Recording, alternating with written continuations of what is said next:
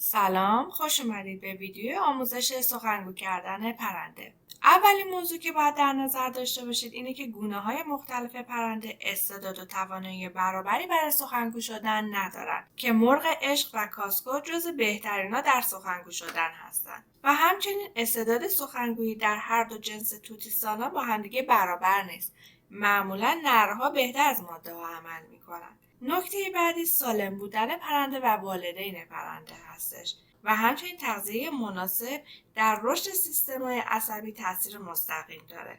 پس اگر پرنده دچار کمبود غذایی باشه و دوران جوجگیش به تنوع غذایی عادت داده نشده باشه، انتظار معجزه نمیتونیم ازش داشته باشیم. پرنده‌ای که به صدای شما عکس‌العمل نشون میده و بیشتر به شما وابسته میشه، دوست داره زمان بیشتری کنار شما بگذرونه و همین موضوع تاثیر مستقیمی در یادگیری پرنده داره، چون میخواد که با شما ارتباط برقرار کنه. موضوع بعدی سن مناسب برای آموزش پرنده هستش که از دوران جوجگی باید اینو شروع کنیم. معمولا 3 الی 4 هفته بعد از تولد جوجه ها که زمان مناسبی برای نرخور شدن پرنده هست، میتونیم این آموزش ها رو شروع کنیم. نرخور شدن پرنده به این معنیه که جوجه ها قبل از استفاده از دون از غذاهای نرمی مثل تخم مرغ، هویج پخته، گندم پخته، ذرت پخته استفاده میکنن.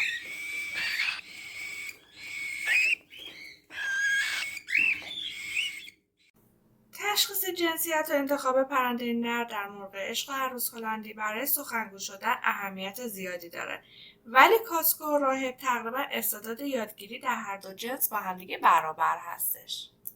یکی از محبوب ترین و شناخته شده ترین پرندگان در ایران توتی عروس هلندی هستش که بسیار بامزه و زیباست. کوکاتیل یا همون عروس هلندی توانایی سخنگویی و تقلید صدا رو داره.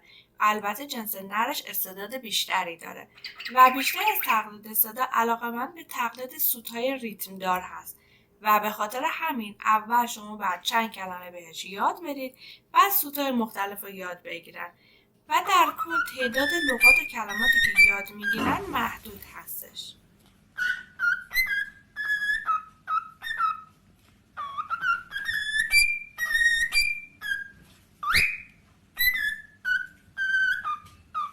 طول عمر توتی عروس هلندی به طور میانگین بین 15 تا 20 سال هستش و عروس هلندی‌های نر استعداد بهتری در آموزش دارن. جنسیت در عروس هلندی بعد از دوران بلوغ و پرریزی اولیه مشخص میشه و بهترین روش استفاده از تست تعیین جنسیت در کلینیک پرندگان هستش. پرنده ها سالیانه 1 الی 2 بار پرریزی دارن، یعنی پرهای قبلیشون میفته و پرهای جدیدی در میارن و در دوران پرریزی شادابی و نشاط قبل رو ندارن. یکی از مهمترین نکات آموزش دادن تشویقی یا همون جایزه به پرنده هستش که برای جایزه میتونید از دانه ها و غذایی که پرنده بیشتر دوست داره استفاده کنید، مثل سفیده تخم مرغ پخته، هویج پخته و همچنین این نکته رو باید در نظر بگیرید که در انتخاب غذای تشویقی حتما به سلامت پرنده توجه کنید. مثلا پرنده ها تخمه آفتابگردون رو خیلی دوست دارن و جزو دانه های محبوبشون هستش، ولی استفاده بی‌رویه و مدام باعث مشکلات کبد چرب در پرنده میشه. میتونید دانه ها رو آسیاب کنید و پوستش رو جدا کنید. بعد با کمی عسل مخلوطش کنید و غذای تشویقی درست کنید. فقط باید دقت کنید که غذای تشویقی که به پرنده میدید باید خیلی کوچیک باشه تا وقت پرنده رو زیاد نگیره و تمرکز پرنده رو از یادگیری کم نکنه. اول باید یک مکان بسیار آروم و برای آموزش در نظر بگیرید و بهترین وقت آموزش صبح‌ها و بعد از ظهر است که پرنده سرحال هستش. آموزش پرنده باید به صورت تکی باشه، یعنی اگر چند تا پرنده دارید هر پرنده رو تکی وارد محیط آموزش بکنید. وقتی پرنده سعی میکنه که خواسته شما رو انجام بده، علاوه بر اینکه تشویقش میکنید با دادن جایزه، باید با یک صوت و لحن آروم از لغات خاصی مثل آفرینم استفاده کنید.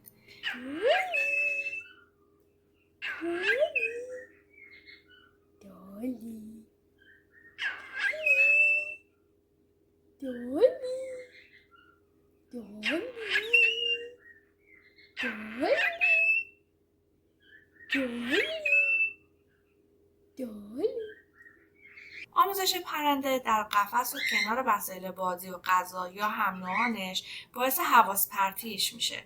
پس بهترین محل آموزش استفاده از استندهای آموزشیه، یا اینکه پرنده رو روی زانو یا روی دستتون روبروی چهره و صورتتون قرار بدید. یکی از ابتدایی ترین آموزش‌ها اومدن پرنده روی دسته که ابتدا باید ترس پرنده نسبت به شما از بین بره. برای این کار میتونید مدتی کنار قفسش آروم بایستید. سپس انگشت اشارتون رو در مقابل پرنده بگیرید و به آرومی به شکم پرنده نزدیک کنید و بعد به پای پرنده نزدیک کنید و کمی فاصله بدید بین میله و انگشتتون.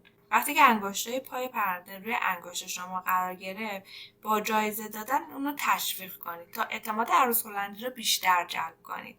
در انجام حرکات با عروس هلندی خیلی باید صبور باشید و از انجام حرکات شتاب زده و ناگهانی باید خودداری کنید و هیچ وقت پرنده رو نباید از پشت با دستتون بگیرید که باعث سلب اعتماد میشه. یکی دیگه از نکاتی که نیاز هست یاد بگیریم این نوازش کردن پرنده هست.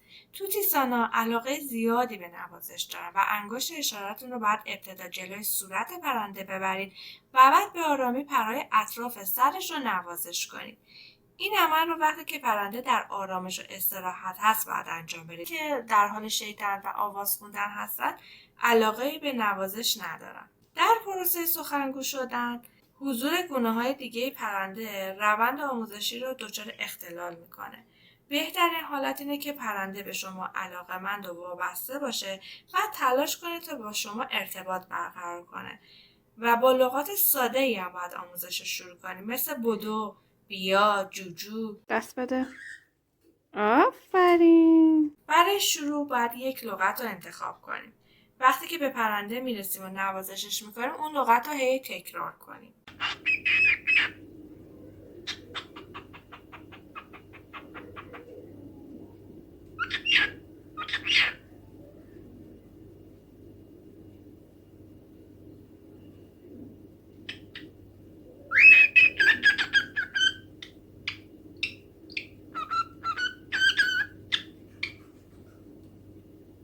در ابتدا پرنده ها از خودشون صداهای نامفهومی در میارن، ولی به مرور این صداهای نامفهوم تبدیل به لغات مفهوم و واضحی میشه.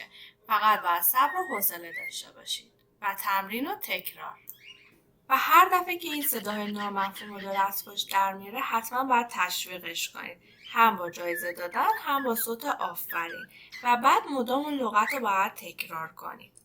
و تا وقتی که کلمه اول رو کامل یاد نگرفته سراغ کلمه بعدی نرید. حتما اول از کلمات یک بخشی استفاده کنید. یادتون باشه تکرار نکردن لغاتی که یاد گرفته منجر به فراموشی لغت میشه. مثلا پرنده من سلام رو یاد گرفته بود ولی من چون تکرارش نکرده بودم از یادش برد. پس همزمان که لغت جدید بهش یاد میدید لغت قبلی رو هم باید بهش یادآوری کنید. تقلید صدا در عروس هلندی‌ها در نزدیکی سن بلوغ جنسیشون دیده میشه. بنابراین اگر همون هفته اول کلمه رو تکرار نکرد باید بهش زمان بدید و حتما تکرار رو تمرین رو فراموش نکنید. سن بلوغ عروس هلندی‌ها حدود 6 تا 7 ماهگی هستش و در طول روز باید حداقل برای آموزش 1 ساعت رو به پرنده اختصاص بدید و بهتر 1 ساعت رو به 2 تا نیم ساعت در روز تقسیم کنید.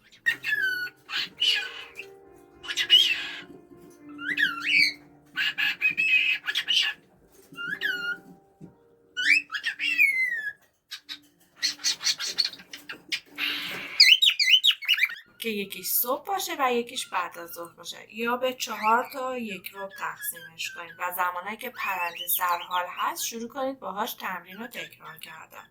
اگر شما یه پرنده سخنگو داشته باشید و یه جفت دیگه براش بگیرید، سخنگویی عروس هلندی به میزان چشمگیری کاهش پیدا میکنه و همچنین دریافت آموزش‌های جدید تقریبا صفر میشه، چون سعی میکنه با جفت خودش ارتباط برقرار کنه و وابستگیش به شما کمتر میشه و نیازی به ارتباط با شما رو دیگه حس نمیکنه.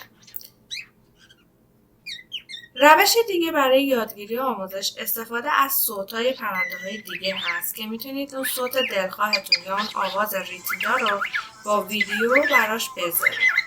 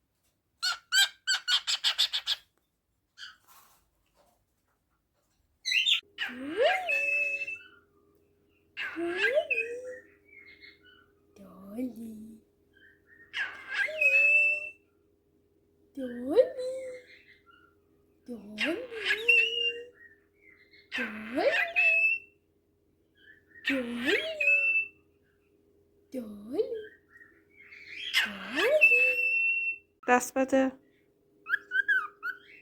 دست بده.